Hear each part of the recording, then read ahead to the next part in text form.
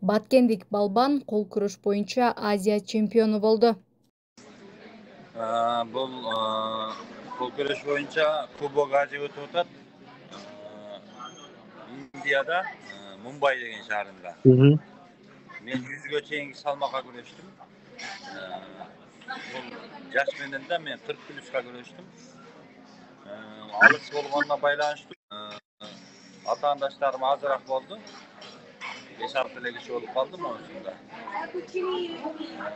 Оң колдон, сол колдон алтын медаль алдым. Алла буйруган экен. Анан былтыркы Азия эме шаарында болгон, айта кетейин.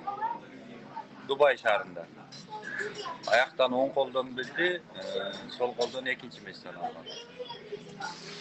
Азыр сизди ушул республикалык спорт комитеттен жибериштиби же өз жеке каржыңызга бардыңызбы? Ушул тууралуу айтсаңыз. Мен Дубайда болгондо өзүм бир туугандарым жардам менен эле кеткем.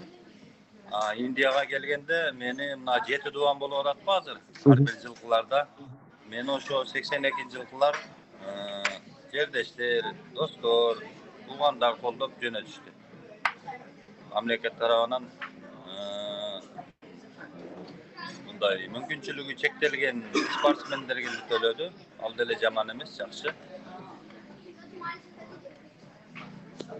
Жалпы кыргызстандыктардын атынан куттуктайбыз сизге. Сизди куттуктагандарга кабыл тилегиңизди айтып өтсөңүз. Рахмат. Алла разы болсун. Силер күч кубат берип турсаңар, биз эмки Азия Кудай буйрса дагы ушу Дубайдын кайсы бир эмелеринде болот экен. Андан кийинки чемпионат мирабыз Болгарияда болот экен. Кудай буйрса аракет кылып чыгып күрөшкө эле деген үмүттөбүз.